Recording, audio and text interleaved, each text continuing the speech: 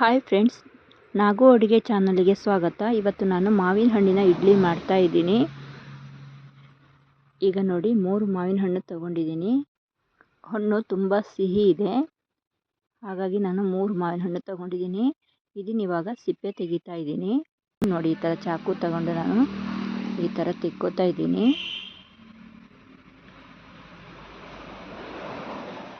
ತುಂಬ ಚೆನ್ನಾಗಿರುತ್ತೆ. ಈ ಥರ ಸಿಪ್ಪೆ ತೆಗಿತಾ ಇದ್ದೀನಿ. ಇವಾಗ ನೋಡಿ, ಈ ಥರ ಸಿಪ್ಪೆ ತೆಗೆದಿಟ್ಕೊಂಡಿದ್ದೀನಿ. ಇದನ್ನು ಇವಾಗ ಕಟ್ ಮಾಡ್ಕೊಳ್ಬೇಕು. ಈ ಥರ ಕಟ್ ಮಾಡ್ಕೊಳ್ಬೇಕು. ಒರಟೆ ಹಾಕ್ಕೊಳ್ಬಾರ್ದು. ಈ ಥರ ಕಟ್ ಮಾಡ್ಕೊಳ್ಬೇಕು. ತುಂಬ ಚೆನ್ನಾಗಿರುತ್ತೆ ಇದು. ನೋಡಿ, ಈ ಥರ ನಾನು ಕಟ್ ಮಾಡ್ಕೊಂಡಿದ್ದೀನಿ. ಇವಾಗ ಇದನ್ನು ನಾನು ಒಂದು ಮಿಕ್ಸಿ ಜಾರ್ ತಗೊಂಡು ರುಬ್ಕೊ ಬರ್ತೀನಿ. ನೋಡಿ, ಈ ಥರ ಮಿಕ್ಸಿ ಜಾರಿಗೆ ಹಾಕೋತಾ ಇದ್ದೀನಿ.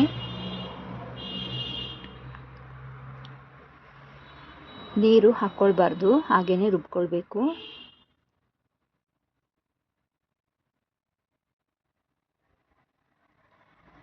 ನೋಡಿ, ಈ ಥರ ರುಬ್ಕೊ ಬಂದಿದ್ದೀನಿ. ನಾನು ಚೂರು ನೀರು ಹಾಕಿಲ್ಲ. ಎಷ್ಟು ದಪ್ಪ ಬಂದಿದೆ ಅಂತ. ಇವಾಗ ನೋಡಿ, ಒಂದು ಪಾತ್ರ ತಗೊಂಡಿದ್ದೀನಿ. ಇವಾಗ ಮಾವಿನ ಹಣ್ಣನ್ನು ಅದಕ್ಕೆ ಹಾಕೋತಾ ಇದ್ದೀನಿ. ಹಾಗೆಯೇ ಸ್ವಲ್ಪ ನೀರು ಹಾಕಿ ಇವಾಗ ತೊಳೆದು ಹಾಕೋತಾ ಇದ್ದೀನಿ. ಸ್ವಲ್ಪ ನೀರು ಕಡಿಮೆನೇ ಹಾಕ್ಕೊಳ್ಬೇಕು, ಹಾಗಾಗಿ ನಾನು ಸ್ವಲ್ಪ ನೀರು ಹಾಕ್ಕೊಂಡಿದ್ದೀನಿ. ಈಗ ನಾನು 2 ಕಪ್ಪು ಗೋಧಿ ರವೆ ತಗೊಂಡಿದ್ದೀನಿ. ಅಕ್ಕಿ ರವೆ ಕೂಡ ಬರುತ್ತೆ. ನಾನು ಗೋಧಿ ರವೆ ತಗೊಂಡಿದ್ದೀನಿ. ಈ ಥರ ಹುರಿದು ಇಟ್ಕೊಂಡ್ರೆ ರವೆ ಹಾಳಾಗೋದಿಲ್ಲ, ತುಂಬ ದಿನ ಬರುತ್ತೆ, ಹುಳ ಎಲ್ಲ ಆಗೋದಿಲ್ಲ.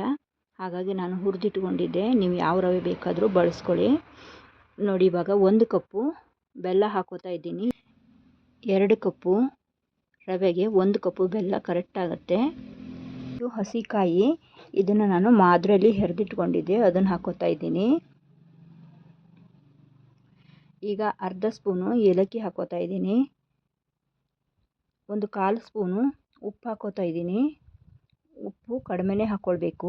ಬೆಲ್ಲದಲ್ಲೂ ಸ್ವಲ್ಪ ಉಪ್ಪಿನ ಅಂಶ ಇರುತ್ತೆ, ಹಾಗಾಗಿ ಸ್ವಲ್ಪ ಕಡಿಮೆ ಹಾಕ್ಕೊಂಡಿದ್ದೀನಿ. ಇವಾಗ ಇದನ್ನು ಚೆನ್ನಾಗಿ ಮಿಕ್ಸ್ ಮಾಡ್ಕೊಳ್ಬೇಕು.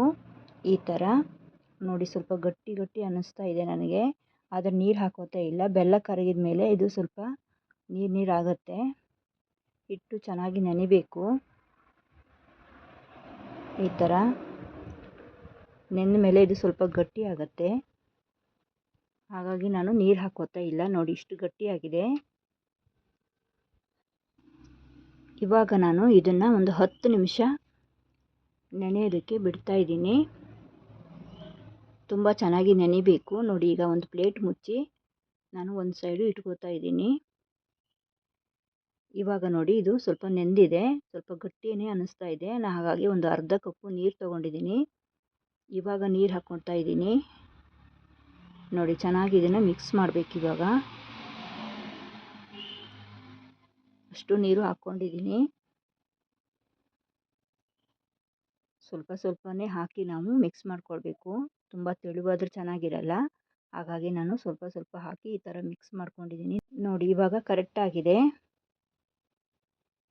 ಈ ಹದಕ್ಕಿದ್ರೆ ಸಾಕಾಗುತ್ತೆ. ಇವಾಗ ಒಂದು 2 ನಿಮಿಷ ನಾನು ಮತ್ತೆ ಮುಚ್ಚಿಟ್ಟು ಪ್ಲೇಟಿಗೆಲ್ಲ ಎಣ್ಣೆ ಹಚ್ಕೋತೀನಿ. ನೋಡಿ, ಈ ಥರ ಇಡ್ಲಿ ಪ್ಲೇಟಿಗೆ ನಾನು ಎಣ್ಣೆ ಹಚ್ಕೋತಾ ಇದ್ದೀನಿ. ಎಣ್ಣೆ ಹಚ್ಚೋದ್ರಿಂದ ಇಡ್ಲಿ ಅಂಟ್ಕೊಳ್ಳೋದಿಲ್ಲ, ಹಾಗಾಗಿ ಸ್ವಲ್ಪ ಸ್ವಲ್ಪ ಎಣ್ಣೆ ಹಾಕಿ ಹಚ್ಕೋತಾ ಇದ್ದೀನಿ. ಈ ಥರ ನೀಟಾಗಿ ಎಲ್ಲ ತಟ್ಟೆಗೂ ಹಚ್ಕೊಳ್ಬೇಕು.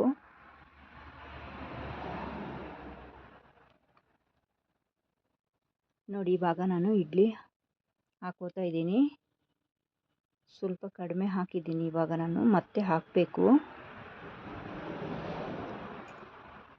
ಈ ಥರ ಎಲ್ಲ ಪ್ಲೇಟಿಗೂ ನಾನು ಹಾಕೋತಾ ಇದ್ದೀನಿ.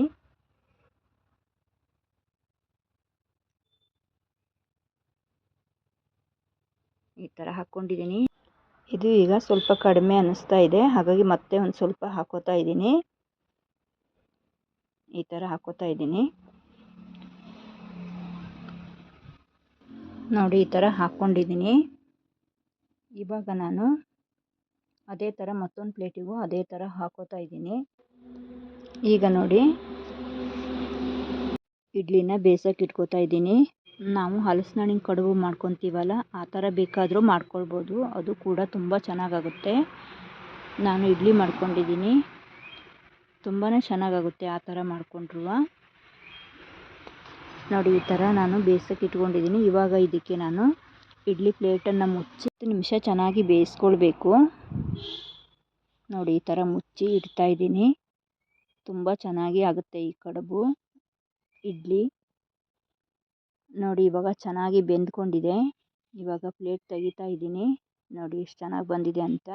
ಇಡ್ಲಿ ಕಲರ್ ನೋಡಿ ಎಷ್ಟು ಚೆನ್ನಾಗಿದೆ ಅಂತ, ಹಾಗೆ ರುಚಿ ಕೂಡ ಅಷ್ಟೇ ಚೆನ್ನಾಗಿದೆ. ಈ ಥರ ಒಂದು ಸಲ ಮಾಡಿ ನೋಡಿ, ಮನೇಲಿ ಎಲ್ಲರೂ ಇಷ್ಟಪಟ್ಟು ತಿಂತಾರೆ, ತುಂಬ ಚೆನ್ನಾಗಾಗುತ್ತೆ. ಈ ಥರ ಸ್ಪೂನ್ ಸಹಾಯದಿಂದ ನಾನು ತೆಗಿತಾ ಇದ್ದೀನಿ. ನೋಡಿ ಎಷ್ಟು ಚೆನ್ನಾಗಿ ಬಂದಿದೆ ಇಡ್ಲಿ ಅಂತ. ಮಾವಿನ ಹಣ್ಣಿನ ಇಡ್ಲಿ ರೆಡಿ ಆಯಿತು. ನೋಡಿ ಈ ಥರ ಮಾಡ್ಕೊಂಡಿದ್ದೀನಿ, ತುಂಬ ಚೆನ್ನಾಗಾಗಿದೆ. ನೋಡಿ ಕಲರ್ ಕೂಡ ಎಷ್ಟು ಚೆನ್ನಾಗಿ ಬಂದಿದೆ ಅಂತ. ಇವಾಗ ನಾನು ಈ ಥರ ಪ್ಲೇಟಿಗೆ ಹಾಕೋತಾ ಇದ್ದೀನಿ. ನೋಡಿ ಇದನ್ನೆಲ್ಲರೂ ಇಷ್ಟಪಟ್ಟು ತಿಂತಾರೆ, ಅಷ್ಟೇ ಚೆನ್ನಾಗಾಗುತ್ತೆ. ಈ ವಿಡಿಯೋ ಇಷ್ಟ ಆದರೆ ಲೈಕ್ ಮಾಡಿ, ಶೇರ್ ಮಾಡಿ, ಹಾಗೆ ಸಬ್ಸ್ಕ್ರೈಬ್ ಮಾಡ್ಕೊಂಡು ನೋಡಿ. ಆದಷ್ಟು ನನಗೆ ಸಪೋರ್ಟ್ ಮಾಡಿ. ನೀವು ಮಾಡಿ ನೋಡಿ ಹೇಗೆ ಬಂತಂತ ನನಗೆ ಕಮೆಂಟ್ ಮೂಲಕ ತಿಳಿಸಿ. ವಿಡಿಯೋ ನೋಡಿದ್ದಕ್ಕಾಗಿ ಧನ್ಯವಾದಗಳು.